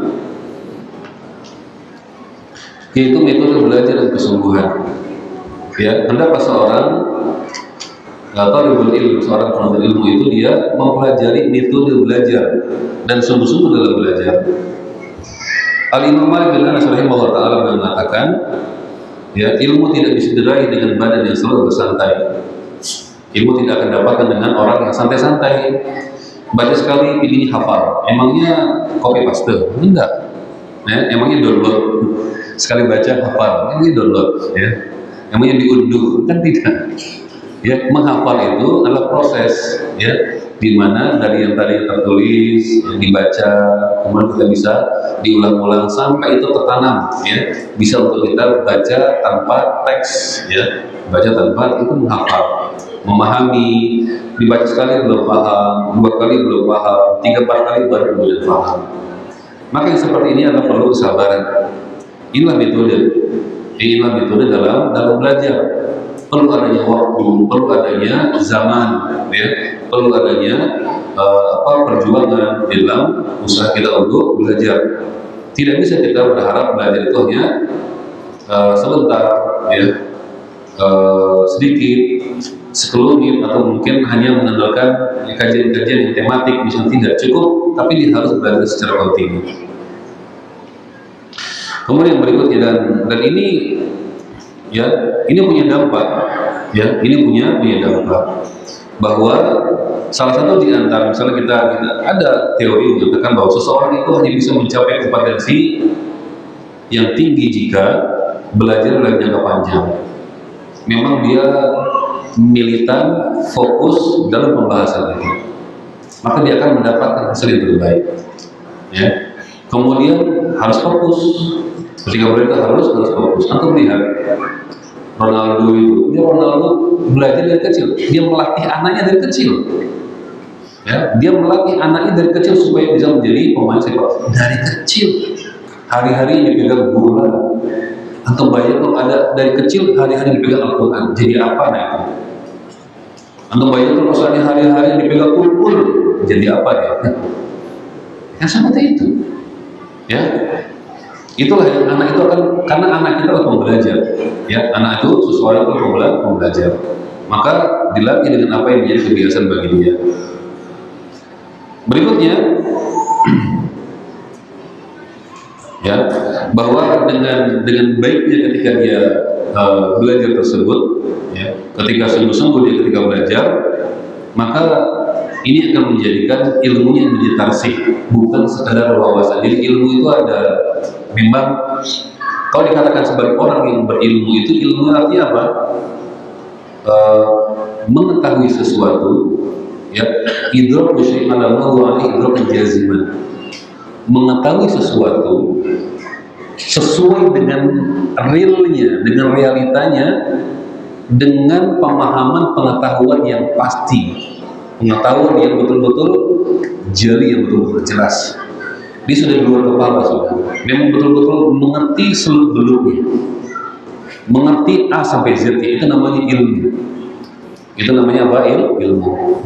Adapun kalau ada orang yang sekedar tahu covernya saja, tahu sekelumit saja, sebagian saja, itu namanya wawasan. Itu namanya apa? Wawasan atau sakofah. Ya, sakofah. Jadi kalau kita mendengarkan ada khutbah Jumat, kajian apa, dan kita belajar seperti ini, maka kategorinya adalah kita punya wawasan, kita punya ilmu secara umum, secara global. Tapi kalau dikatakan sebagai alim, maka dia memang spesifik, khusus, teliti, cermat, detail dalam sebuah pembahasan. Ya, makanya sebesar-besar ulama Al-Imam Syafi'i itu penghafal hadis, tetapi beliau terkenal dengan yaitu pendapat dalam mazhabnya dan seterusnya. Baik, hadirin muslimin yang dirahmati Allah. Sebenarnya banyak poin-poin yang bisa kita, yang ingin kami sampaikan, ya. Tapi berhubung dengan keterbatasan waktu kita, dan juga insya Allah ini adalah pembahasan yang bisa saling menguatkan satu dengan yang lainnya dan berkaitan dengan adab secara umum juga. Maka semoga yang kita bahas ini bisa bermanfaat.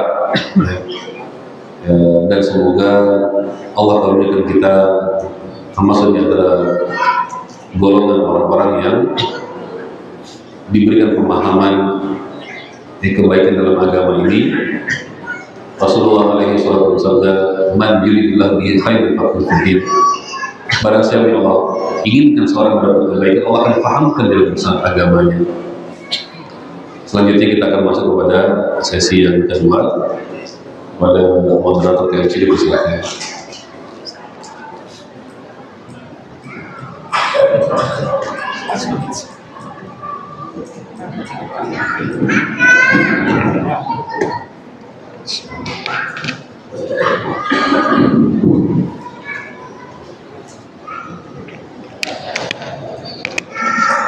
Berhubung waktu tidak terlalu banyak, maka ada beberapa yang kami sampaikan. Jadi maaf jika ada yang tidak kami sampaikan.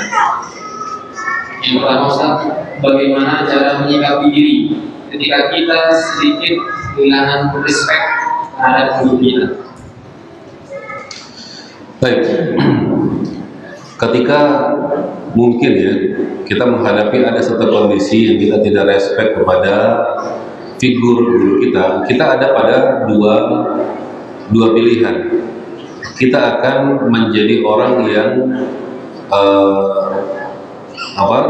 menjadi penyebar keburukan, menjadi penyebar yaitu aib atau menyebarkan fitnah, ya, atau menjadi orang yang menjaga itu supaya tidak menjadi fitnah yang keluar. Ya, kita tinggal mengambil sikap di antara dua itu. Ini kan ketika kita tidak respect atau mungkin kita ada sesuatu terhadap seseorang, figur dan sebagainya, maka kita ada pada kondisi di mana kita gampang nih viralkan, kan seperti itu. Maka ini kita menjadi satu di antara pembuat fitnah, dan bisa jadi kita yang pertama, dan bisa jadi kita akan menjadi apakah ini akan menjadi pahala jariah atau menjadi dosa jariah ini kira-kira, ya? Atau kita menjadi orang yang menjaga agar fitnah itu tidak agar aib ataupun hal seperti ini tidak menjadi fitnah yang tersebar. Ya tinggal nanti silahkan, biarkan Allah yang akan menghukuminya. Maka anak kira yang kedua ini akan lebih baik, lebih selamat. Kita menjaga lisan kita menjaga tulisan kita, ya, agar tidak sampai ya menjadi bagian daripada penyebar fitnah. Allah SWT. Pertanyaan kedua, Ustaz, sebelum disampaikan terkait perkataan Muhammad bin Sirin rahimahullah, adab dulu baru ilmu. Pertanyaannya adalah apa itu adab? Apa pembeda antara ilmu adab dan akhlak? Kenapa perkataan beradab dulu baru ilmu, sedangkan adab dipelajari dengan ilmu?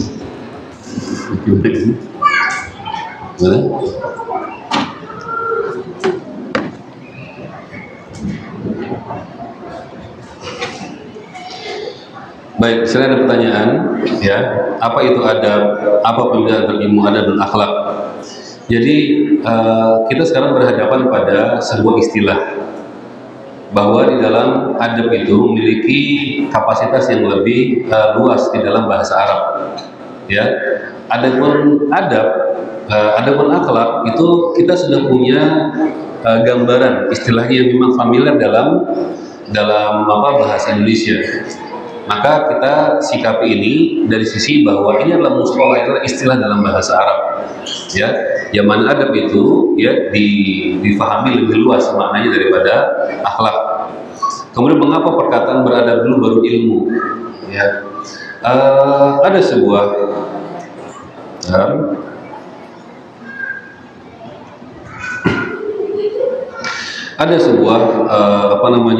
juga perkataan, ya, bahwa kenapa adab dulu baru ilmu?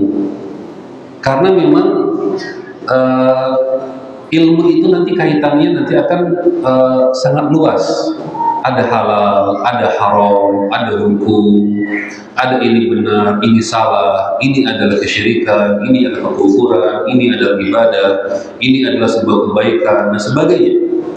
Nah, kadang-kadang ada orang yang mensikapi, menyampaikan, memahami, mempelajari ini dengan ya dalam kondisi hati yang masih belum baik, sehingga kemudian keluarnya pun menjadi buruk, ya ngomongnya pun macam petir, ya, keluar macam-macam. Tapi ketika dia sudah memiliki adab yang baik, dia paham bagaimana adab kepada Allah Subhanahu wa Ta'ala, adab kepada Rasulnya alaihi salatu wassalam, adab kepada dirinya, adab kepada manusia, maka dia akan paham bagaimana menempatkan, ya, bagaimana dia memposisikan ketika dia akan berbicara kepada manusia. Pak, ini, ya, perbuatan ini menyembah kuburan, ya, ini adalah dosa besar. Ini adalah dosa besar.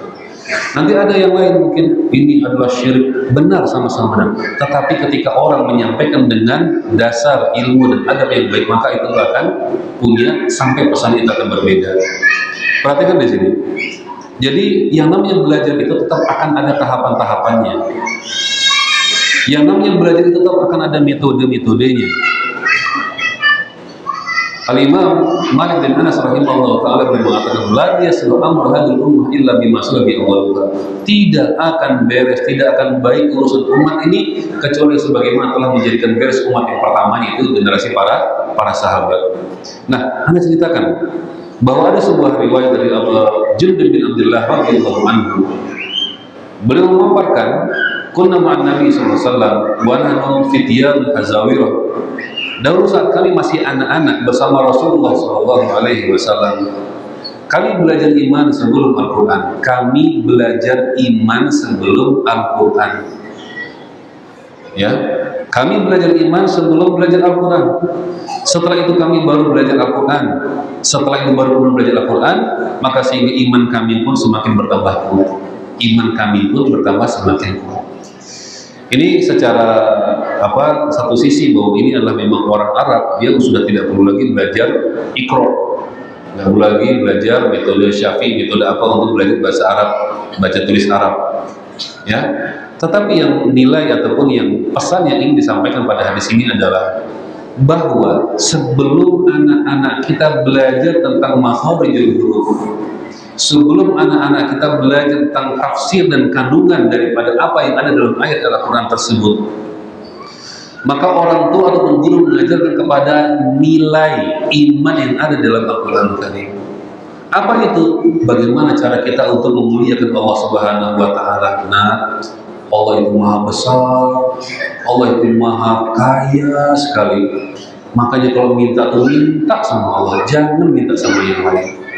Nah, tahu nggak, kalau seandainya manusia berkumpul, ya, dari yang pertama sampai yang terakhir ketemu hari kiamat, pokoknya miliaran manusia sudah mereka berkumpul dalam rangka untuk mencelakakan kamu, tidak akan sanggup mereka lakukan kecuali sesuatu yang Allah tetapkan.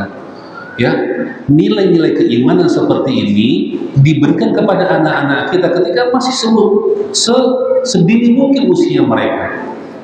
Bahkan sebelum mereka kenal bangku sekolah, sebelum mereka kenal SD. Sampaikan kepada para orang tua, sampaikan kepada para ibu, kepada anak-anak kita. Inilah nilai keimanan. Sehingga dia tahu apa yang dari orang tuanya, bahwa ini boleh, ya, bahwa Al-Quran harus kita muliakan, bahwa jangan ngajar pakai marah-marah, Al-Quran nggak boleh gitu, ini harus begitu, jangan. Sampaikan, ya, supaya mereka punya kesan imaji yang positif, ya, terhadap masjid, terhadap Al-Quran, terhadap sholat. Mereka merasa bangga, merasa nyaman, merasa indah dengan apa yang ada dalam agama mereka. Anak-anak kecil itu, ya, karena anak-anak itu memiliki imajinasi yang luar biasa di dalam hati dan dalam benak mereka. Ya, kalau orang tua ingin jalan pintas, awas nak, makan, kalau digigit hantu. Bagi kita hantunya, HANTU, bagi mereka hantu itu mengerikan, 1000 kali mengerikan daripada apa yang kita bisa bayangkan. Jadilah anak kita menjadi penakut, pengecut. Ayo makan, kalau nggak dipatok ayam, jadi penakut dengan ayam dia. Tapi kita kasih motivasi yang baik, kasih insight yang baik, kasih nilai iman yang baik.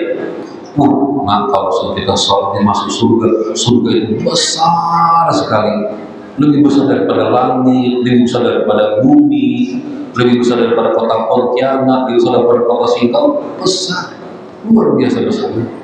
Iya kami, iya. Bagi kita mungkin besar ya sebesar apa, mungkin selangit. Bagi anak 1000 kali besar ini bagi mereka.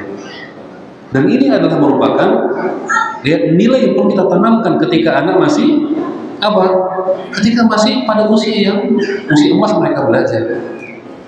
Sehingga nantinya ketika akhirnya mereka berkesempatan di SD, di SMP, mereka belajar rukun iman. Oh, ini dulu yang Abi pernah sampaikan. Ketika mereka belajar tentang hari kiamat, oh, rukun iman yang hari kiamat ini seperti ini. Dulu Abi pernah cerita juga. Sehingga iman kemudian bertambah dengan ilmu yang mereka dapatkan. Ya, kemudian ada sebuah riwayat yang lain Anda bacakan dari Abdullah bin Umar radhiyallahu anhu. Beliau menyebutkan, kami dahulu, saya bacakan artinya saja. Kita sudah ingat 8:15. 8:15, 8:16 katanya. Kami mengalami masa di mana kami belajar iman. Abdullah bin Umar mengatakan, kami mengalami masa di mana kami belajar iman sebelum belajar Al-Quran. Kami mengalami di mana kami belajar iman sebelum belajar Al-Quran. Saat diturunkan surat Al-Quran kepada Nabi SAW, kami mempelajari hukum halal dan haram yang terkandung dalamnya. Tapi setelah belajar iman, ya, setelah belajar iman baru kami ketika Al-Quran turun kami belajar halal dan haramnya. Juga perintah dan juga larangannya, serta aturan-aturan yang harus dipatuhi, seperti detailnya. Kalian sekarang mempelajari cara baca Al-Quran. Namun hari ini aku menyaksikan orang belajar Al-Quran sebelum belajar iman. Ia lancar membaca surat Al-Fatihah sampai akhir daripada Al-Quran, surat An-Nas, namun tidak mengerti perintah dan larangan yang terkandung di dalamnya, serta aturan-aturan yang harus dipatuhi. Ini Abdullah bin Umar itu masih melihat masa Nabi mengajar, dan beliau kok bisa ngomong seperti ini. Berarti dekat sekali dengan masa itu ada muncul orang-orang yang belajar Al-Quran hanya untuk dibaca, hanya untuk dihafal, belum untuk ditangkap makna dan juga kandungannya. Dan ini menjadi sebuah, ya mungkin pelajaran bagi kita semua, ya bagi kita semua untuk lebih memperhatikan standar ataupun skala prioritas ya kepada anak-anak kita, termasuk kepada kita semua, untuk ya mempelajari dan mendapat dan menangkap nilai-nilai yang ada dalam Al-Quran Karim. Demikianlah ya, ini kaitannya antara iman dan dan Al-Quran, adab dan ilmu. Sehingga ketika kita sudah baik adabnya, dan ada perkataan dari Abdullah bin Umar, beliau mengatakan bahwa saya dahulu belajar adab itu 30 tahun dan saya belajar ilmu itu 20 tahun. Adabnya dahulu. Kenapa? Adab itu apa? Latihan kita bersabar, latihan kita untuk tawakal, latihan kita untuk menghormati orang tua, latihan kita berkomunikasi yang baik kepada sesama. Ini adab. Dan adab itu dijaga dengan sabarnya, keikhlasannya. Adapun ilmu nanti hal haram segala macam itu bisa dipelajari dan bisa dikejar. Allahumma shalli. Pertanyaan ketiga, bagaimana pandangan syariat Islam terhadap penuntut ilmu yang terkadang hangout atau nongkrong di kafe atau ruangan sejenisnya? Apakah itu bisa menjadikan jatuhnya motornya sebagai penuntut ilmu? Apa itu ilmu? Hangout atau nongkrong? Hangout. Baik, bagaimana dengan penuntut ilmu yang mereka duduk ataupun nongkrong di kafe, ya, di kafe atau tempat-tempat nongkrong atau hangout, ya, dan yang semisal dengan itu. Tentu kafe itu, ya, ini menjadi fenomena yang sudah tersebar di mana-mana, dengan kelebihan dan dengan kekurangannya, dengan gayanya masing-masing dalam rangka untuk mencari konsumen, berlomba-lomba untuk memberikan fasilitas yang memang fasilitas tentu yang dicari oleh para konsumen. Maka mereka menjual kenyamanan, mereka menjual servis, ya, mereka menjual macam-macam. Nah, tentu kita tidak bisa hukumi secara keseluruhan. Kita tidak bisa mengeneralisir ya berkaitan dengan masalah duduk-duduk dan nongkrong ataupun ya orang yang ngopi di kafe seperti itu. Dalam arti apa? Tentu kita lihat dari sisi bagaimana mungkin apakah di situ bercampur laki dan perempuan, ya. Tentu ini akan menjadi sebuah hal yang buruk dan tidak pantas, ya. Kemudian apakah di situ akan di stylenya ada musik misalnya, maka tentu itu akan merupakan bagian daripada hal yang perlu dihindari, itu nasihat, ya. Dan kalaupun seandainya memang itu diperlukan, maka tentu kita tidak berlama-lama, karena salah satu di antara ini banyak berkumpul tahapan-tahapan dosa itu di kafe-kafe tempat nongkrong-nongkrong itu. Dari apa? Dari yang kemungkinan menganggap remeh dosa besar, ya, ada musik atau apa segala macam. Kemudian menganggap remeh dosa kecil. Gampang lah, gini-gini dikit, ya bercandalah dengan penjaganya ataupun yang para baristanya misalnya. Kemudian ya berlampaui batas, berlebihan dalam hal yang mubah. Ya, minum kopi haram atau halal? Halal. Ya, duduk di kafe secara asal hukumnya halal. Misalnya itu aman lah, tidak ada yang macam-macam. Tapi berlebihan dalam hal itu menjadi sebuah keburukan. Jangankan itu, yang makan, minum berlebihan saja buruk, apalagi kalau memang di tempatnya berpotensi mendapat kesan yang negatif, ya. Jadi tentu kita tidak bisa generalisir, maka setiap orang menjaga dirinya agar jangan sampai ya nanti menimbulkan kesan yang buruk. Allahu a'lam bishawab. Ya, sudah cukup. Satu lagi. Pertanyaan terakhir, bagaimana menyikapi seorang suami yang secara agama masya Allah baik, dan rutin sholat 4 waktu berjamaah di masjid, namun akhlak dan adabnya terhadap pasangannya juga anak terbaik, terhadap orang lain sangat baik, sehingga dipertahankan sakit sedangkan berpisah sulit. Apa? Terakhir apa? Dipertahankan sakit, berpisah sulit.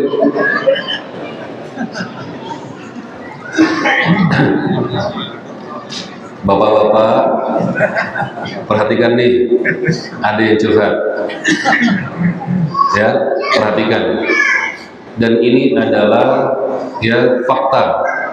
Apa tanya fakta? Kan ada yang nanya, berarti fakta. Ya, ada sebuah kisah seorang sahabat bernama Hudzaifah bin Yaman radhiyallahu anhu. Beliau ini adalah sahih Muslim Nabi SAW. Beliau adalah sahabat pemegang rahasia Nabi. Spesial banget nih, spesial. Ribuan sahabat tidak ada yang punya spesifikasi seperti Hudzaifah bin Yaman, pemegang rahasia Nabi. Hudzaifah ini dikasih tahu sama Nabi, nih daftar nama-nama orang munafik sekota Madinah. Ini daftar ini, pokoknya rahasia Nabi. Hudzaifah tahu. Ya. Hudzaifah suatu ketika datang kepada Rasulullah, ya Rasulullah, wahai Rasulullah, sesungguhnya aku ini adalah seorang yang suka berkata kasar kepada istriku, kepada keluarga. Bayangkan Hudzaifah. Ya, maka kemudian Rasulullah ya bertanya kepada Hudzaifah, wahai Hudzaifah, bagaimanakah istighfarmu? Ya, bagaimana istighfarmu? Ya, sesungguhnya aku beristighfar dalam sehari 70 kali, dalam riwayat 100 kali.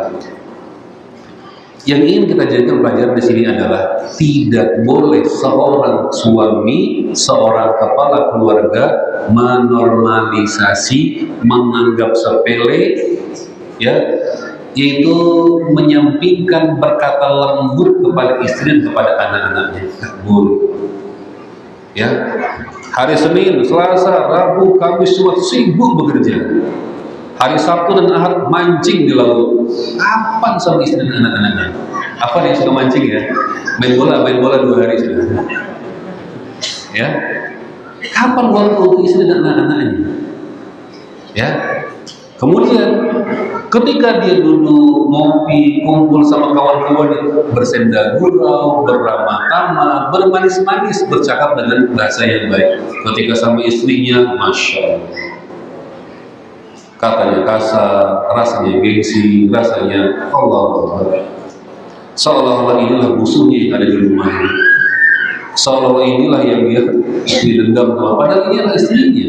Ya, ini adalah orang yang paling dekat dengan dia, ya, yang di sana pernah ada ikatan, ya, sekian tahun yang lalu menghalalkan apa yang ya dalam ikatan pernikahan. Maka di sini Hudzaifah, beliau dengan kedudukan yang tinggi di sisi Nabi, tidak menganggap sepele ya kalimat, ucapan, sikap kasar kepada istrinya atau sikap yang buruk kepada istrinya. Kenapa? Ya, dan itu dibuktikan dengan dia bertanya kepada Rasul, ya Rasul, aku nggak bisa nih. Memang kayak sudah kayak mungkin kayak karakter atau sifat itu sangat sulit untuk bisa berkata lembut, misalnya seperti ada orang yang seperti itu, ya. Tapi beliau tidak membiarkan, beliau tidak kalau kata kita lajakkan, tidak dilajakkan, malah beri-berilah istri, anak-anak, tidak. Ya, beliau bertanya, beliau berikhtiar bagaimana supaya memperbaiki hubungan dengan istri dan anak-anak. Ini penting. Ya, dan ini harus Rasulullah alaihi salatu wasallam mengatakan khairukum li ahlihi. Sebaik-baik di antara kalian adalah orang yang paling baik kepada istri dan anak-anaknya, kepada keluarga. Mau jadi orang terbaik gimana? Jadilah orang yang terbaik kepada anak-anaknya, kepada istri dan anak-anaknya. Ya, dan ini standar barometer yang telah Rasul sampaikan kepada kepada kita. Mau menjadi manusia terbaik, jadilah orang yang terbaik, perkataannya, tindakan yang tepat istri dan anak. Jangan sama istri anak kasar, sama orang lain lembut, tetangga lembut. Tidak boleh seperti itu. Ya, tidak boleh seperti itu. Maka ini adalah merupakan bentuk durhaka, apalagi bentuk mungkin bentuk kezaliman kepada keluarga kamu. Allah panjang nih kalau kita jelaskan. Ya, intinya pulang dari sini yang bapak-bapak nih, dulu kami pernah dapat tugas waktu ada kajian seorang syekh di ya, bapak-bapak di sini nanti pulang ya, singgah kemana? Ke toko bunga, belikan bunga untuk istri di rumah. Siap bapak?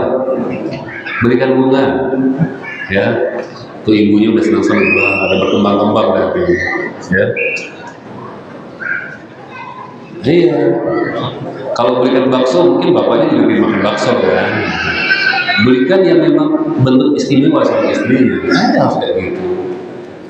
Wah istriku, engkau bagaikan, udah mau lanjutkan lah selanjutnya, ya kan? Kapan lagi, ya? Kapan lagi? Ini adalah amanah dari Allah, amanah daripada mertua kita, ya. Maka jaga ini. Rasul mengatakan, iya kumpul kawarin, hati-hatilah kalian. Jagalah oleh kalian gelas-gelas kaca. Siapa? Istri itu gelas-gelas kaca. Kita harus menjaga istri-istri kita. Jangan sampai pecah hatinya, jangan sampai patah hatinya. Tadi apa? Dijaga sakit, dipertahankan sulit. Allah. Ya. Nah, semoga setelah ini nanti akan ada ya. Pak, nanti kalau gajian jangan lupa berikan bunga untuk istrinya. Ini udah akhir bulan nanti, insya Allah dekat lagi. Baik, mungkin itu yang kembali langsung tutup.